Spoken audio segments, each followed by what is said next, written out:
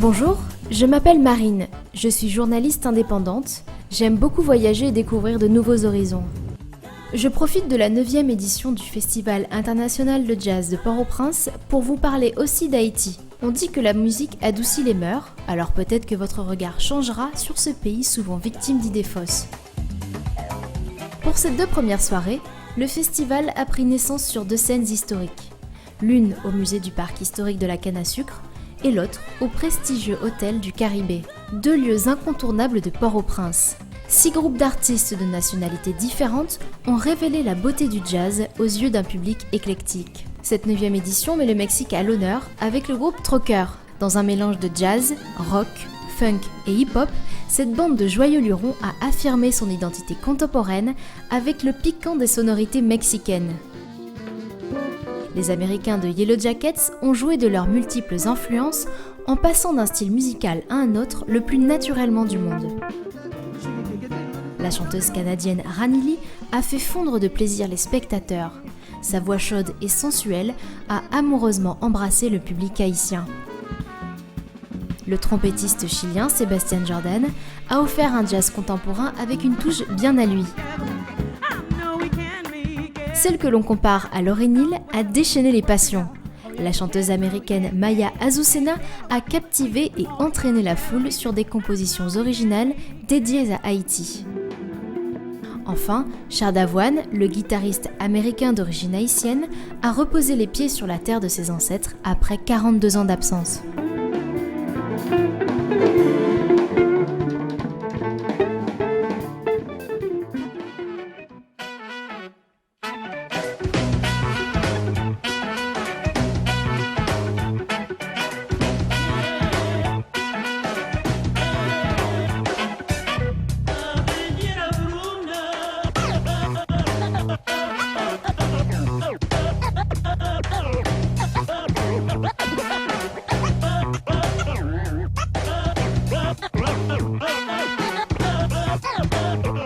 Ce matin, le Festival international de jazz de Port-au-Prince s'est réveillé sur des notes studieuses et ludiques. À chaque matinée, les artistes ayant répondu présents à l'appel dispensaient des ateliers musicaux ouverts à tous.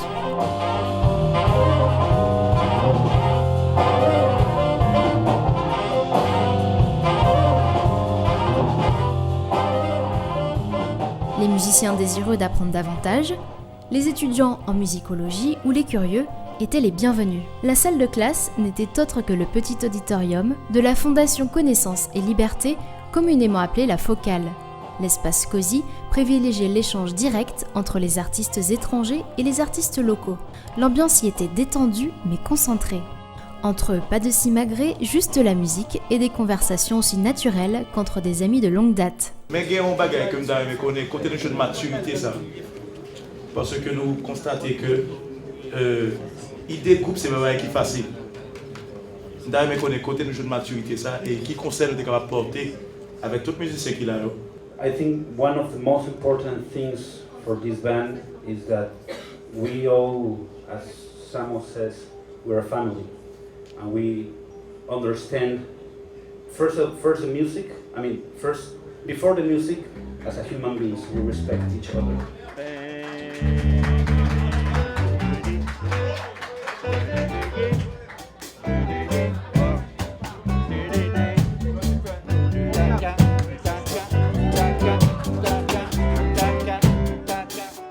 Après la théorie, venait la pratique. Les groupes sur scène invitaient tous ceux qui savaient jouer ou chanter pour animer ensemble l'esprit du jazz. Voici une preuve que la musique est un langage universel.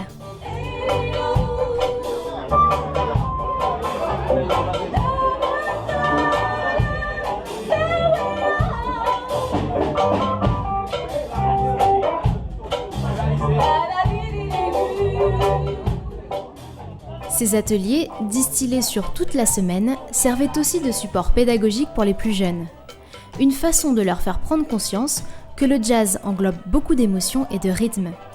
Le jazz peut communiquer avec les auditeurs de n'importe quel âge si nous lui accordons un minimum d'attention et d'ouverture d'esprit. Ces choses-là ne sont pas vraiment communes pour moi. Moi, c'est plus le turn-up, tu sais, j'aime aller fêter, les choses comme ça. La musique plus élevé. Vous savez, oui. Mais j'ai trouvé ça très bon. Très bon, oui. I'm not really a fan of jazz music, but today was a very, like, how do I say this? Powerful. It was really nice. To be honest, it was very inspirational to see how a group can come together and be a family. As they all said, everyone's a leader, so it really inspires me.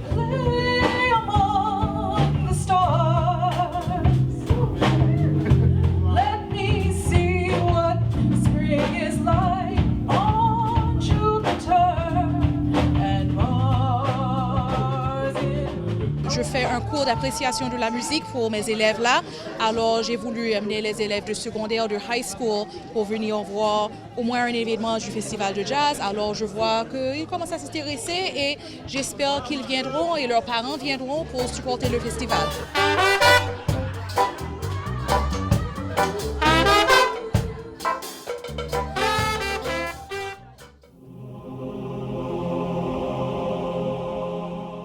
Je vais vous conduire maintenant au sein du village de Montrouy, où vit une communauté de vaudouisants.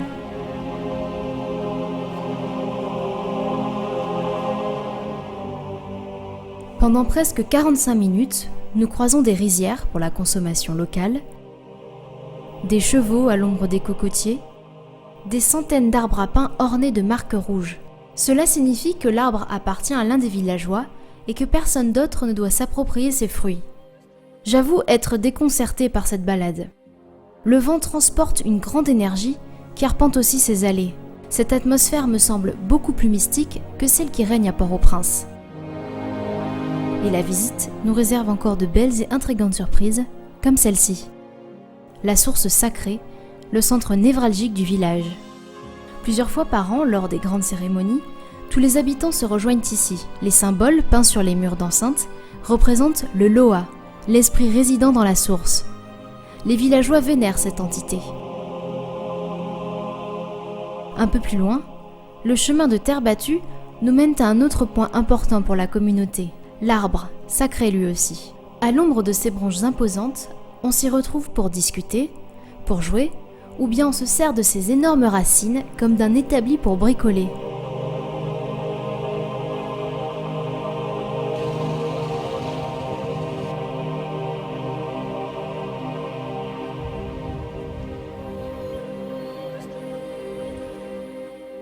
Notre guide continue de nous faire découvrir les richesses de ce lieu. Nous débouchons sur un petit rassemblement d'étranges maisons qui semblent abandonnées. Pourtant, nous pénétrons dans un lieu sacré encore. Ici, cet endroit est réservé aux Oungans, le mage dans la pratique du vaudou. Notre guide nous explique que la présence de la chaise signifie que nous ne sommes pas autorisés à franchir le portillon. Alors pourquoi est-ce qu'on rentre ? Lui, nous dit-il, a la permission permanente d'y entrer, et selon lui, il est habilité à nous inviter. Donc nous le suivons, pas très rassurés. Cette maisonnette fait office de funérarium. Le Oungan s'y installe pour communiquer avec l'esprit du défunt. Nous terminons notre périple fort en émotion avec un arrêt sur la plage du village. Les pêcheurs partent d'ici pour pêcher sur ces canaux tout en rondeur. Les poissons qu'ils ramènent sont ensuite vendus au sein même de la communauté.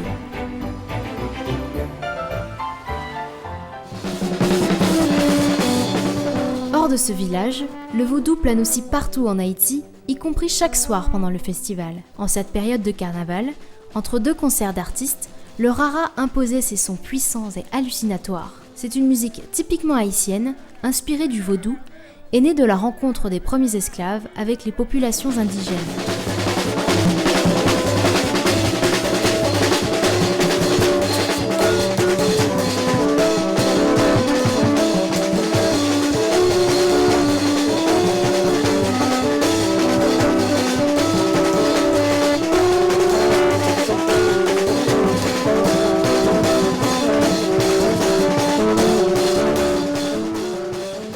Depuis 2012, la bande à pied Followja anime les soirées du Festival international de jazz de Port-au-Prince. Ces 17 musiciens évoluent à Pétionville à l'occasion du carnaval et autres fêtes traditionnelles. Encadrés par l'association Caracoli, ils s'aventurent également dans l'éducation par les arts, la scène ou les actions en direction du jeune public.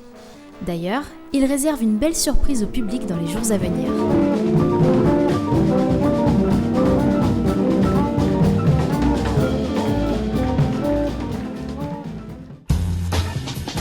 Cette fois-ci, les festivités s'épanouissaient sur la scène de Focal, la Fondation Connaissance et Liberté.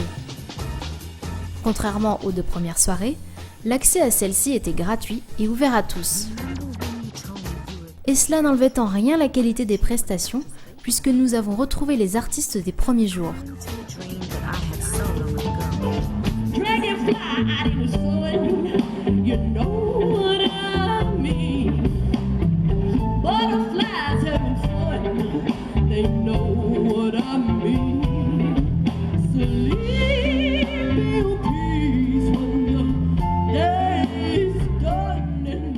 Le festival accueillait pour la première fois une jeune Canadienne au talent inouï pour son âge. Elle s'appelle Bella Cat, elle a 23 ans et elle magnétise littéralement le public avec sa voix particulière.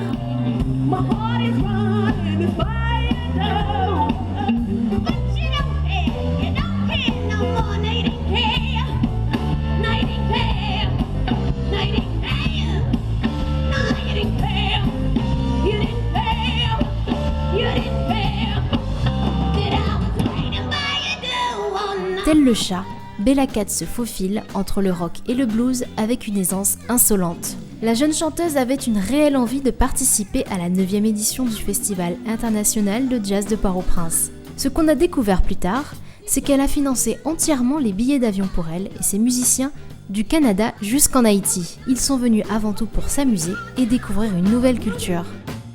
We came here for the same reason, to be able to play for all these beautiful people, to be able to give to them what we give to other people back home, and just enjoy all the culture.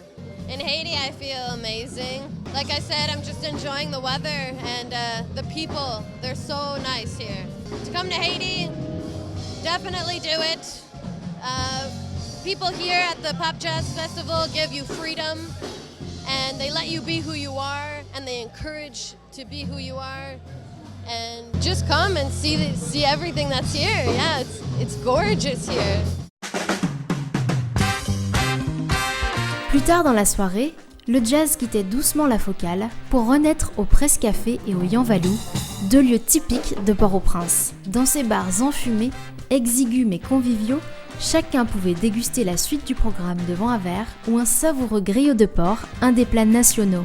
C'était l'occasion aussi pour de jeunes artistes haïtiens de se faire connaître d'un public venu de l'extérieur. C'était le cas d'Augustin Michelet, de son nom de scène, T-Sax. Ce jeune saxophoniste de jazz se fait de plus en plus apprécier.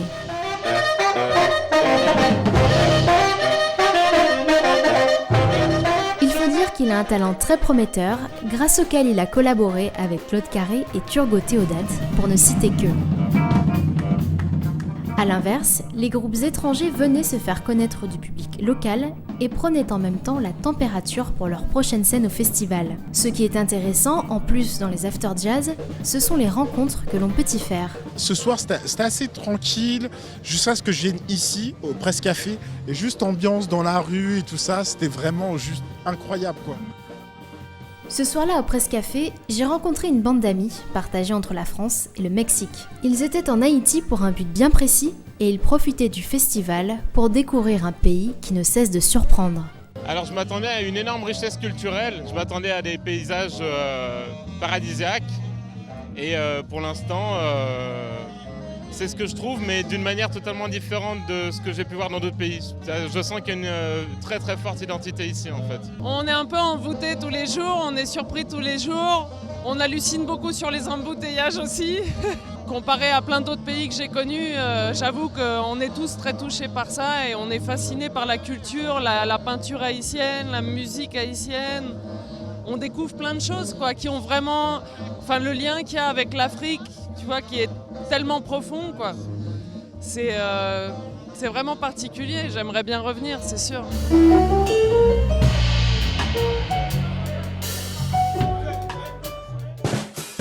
La 9e édition du Festival international de jazz de Port-au-Prince égrène ses journées à des rythmes affolants. Entre la quiétude du village de Montrouy et les soirées survoltées des afters, cet événement prouve qu'il y a des choses à explorer à Port-au-Prince et plus largement en Haïti. Dans le prochain épisode, je vous emmènerai au village de Noailles, réputé pour sa ferronnerie. J'irai aussi à la rencontre du seul artiste français.